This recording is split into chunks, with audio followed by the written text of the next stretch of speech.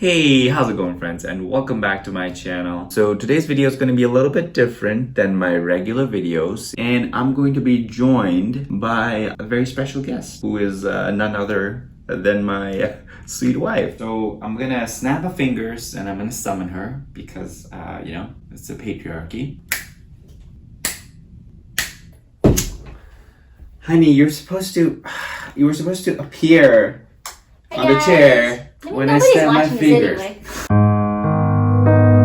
I'm Monica. Hi. So today we're going to do a special episode. Yes, because you're here, so it's special. So for today's video, we're going to be reading Aesop's Fables. I recently reread them. So while I was going through some of those fables, I found that there's a lot of good ones, but then there are a few that could be interpreted in a way. Yeah. How do you say it? Interpreted? Yeah.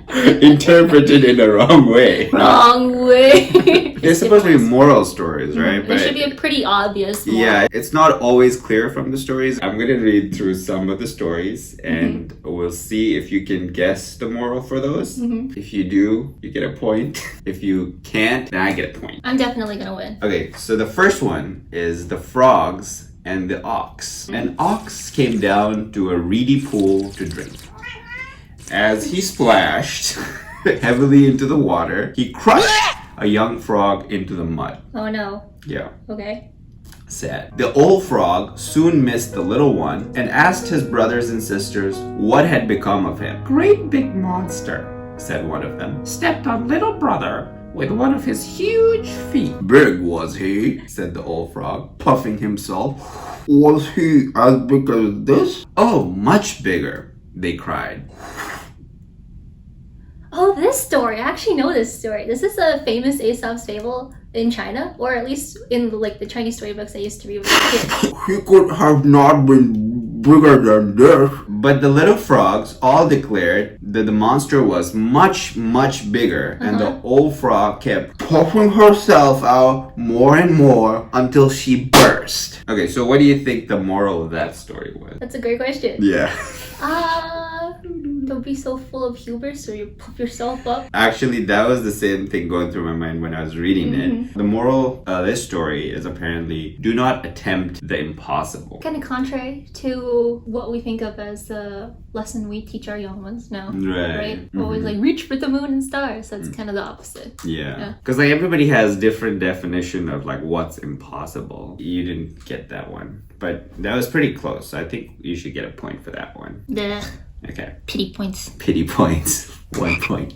I get half a point. This point system is completely off. Now we're going to do the Bat and the Weasel. A bat blundered into the nest of a weasel who ran up to catch and eat him. Have you heard this one before? Yeah. You have? You told it to me in the Oh, I did? Let's see if you remember it. Yeah, I remember it. Okay. I can tell you the story. So the bat went to the weasel's den, and then this weasel catches him, and then he's like, "Oh, you look like a mouse. I have like a family beef with like mice, so I'm gonna eat you." That's good. The bat was like, "I'm no mouse. Look at my wings. I'm obviously a bird." Right. And then the weasel's like, "Oh, I guess you're right. You do kind of look more like a bird." And then he lets him go. Right. Then this bat flies around, and a few days later, he lands in the den of another weasel. And this weasel is like, "I've got a family beef with birds." And the bat's like, "No, I clearly look like a mouse. Look at me. I'm a mammalian. I have fur." The weasel was like, "Yeah, I guess so." And then he lets him go. And then he finally he lands in another weasel's den or something, and then he gets eaten or something like that. What was the actual ending? No, you just added that last part where he gets eaten. He just gets away. Oh, he just gets away. Okay, so that was it. There was no third weasel. I guess so what is your version of the moral, and what do you think the actual moral of the story was? Mine was don't be so dumb and fly into the den of weasels all the time. That's true. Don't keep making the same mistake again and again. Probably Aesop's moral was, I don't know, use what you have to your advantage. Yeah, that's basically what the moral is. It says set your sails into the wind, which can be good or bad, right? There are times when you have to not go. Yeah, there are times, and you can't always be having your fingers in all the pots. Well, pots? Pots. Pots? Or like cakes. Isn't it pies? Pies? Hey, you're sitting on the cockroach trap. Cashew. Come on. Where was we? Where was I? Where were we? honestly, he should have just told him that he was a bat. Yeah, that's another point. Like, I'm a bird. I'm a mouse. Yeah. I'm a bat, you fool. Are you purring? Are you happy? The two pots. Two pots, one of brass and the other of clay, stood together on a hearthstone. One day, the brass pot proposed to the earthen pot that they go out into the world together. The earthen pot excused himself, saying that it would be wiser for him to stay in the corner by the fire. It would take so little to break me. You know how fragile I am. The least shock is sure to shatter me. Don't let that keep you at home, urged the brass pot. I shall take very good care of you. If we should happen to meet anything hard, I will step between and save you. So the earthen pot at last consented, and the two set out side by side, jolting along, first to this side, then to that, and bumping into each other. The earthen pot could not survive that sort of companionship very long. They had not gone 10 paces before the earthen pot cracked. Oh no! And at the next jolt, he didn't get anywhere. yeah, he flew into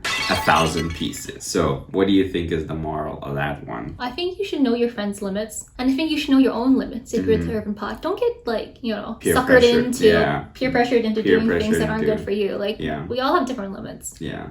Moral of the story is only equals make the best friends. Firstly, I don't think I understand what he means when they say equal. As human beings, we're all equal to each other. You can be friends with all different kinds of people, and that doesn't necessarily, just because you're different doesn't necessarily mean you're not equal. I think if we talk about it in the modern day, this is really not applicable, because we always encourage people to be reaching out to others that are dissimilar to you. Yeah. But I think in practice, we often see people that are similar grouping together. All right, we'll do the last one now. I also haven't read this one. The hare and his ears. Ears? The hare and his ears. I haven't read this one. What's the score now? Have I won? I forgot. Have you won? This is winner takes it all. All right. The lion had been badly hurt by the horns of a goat. That is very unlikely. No, it's possible. Really? Yeah. Let's say he probably still ate the goat, though. He probably ate the goat. Okay. Which he was eating. So you're right. He was very angry to think that any animal that he chose for a meal should be so brazen as to wear such dangerous things as horns to scratch him while he ate. How dare he! How dare he! So he commanded that all animals with horns should leave his domain within 24 hours. That's all his meal. He's kicking out everybody he's going to eat. The command struck terror among the beasts. All those who were so unfortunate as to have horns began to pack up and move. Even the hare, who, as you know, has no horns and so had nothing to fear, passed a very restless night, dreaming awful dreams about the fearful lion. And when he came out of the warren in the early morning sunshine, and there saw the shadow cast by his long and pointed ears, a terrible fright seized him. Goodbye, neighbor Cricket, he called. I'm off. He will certainly make out that my ears are horns.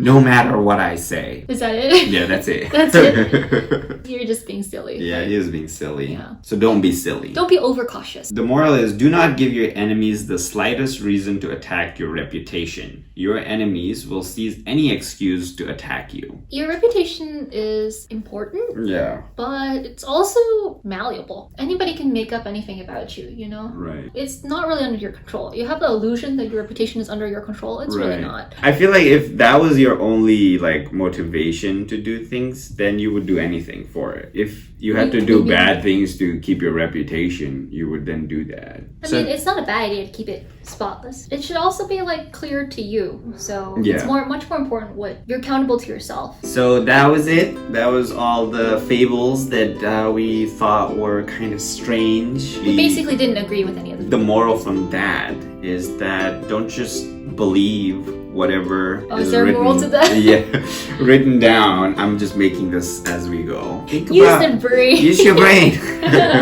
That's the moral. Use your brain. I hope you guys had fun. Bye.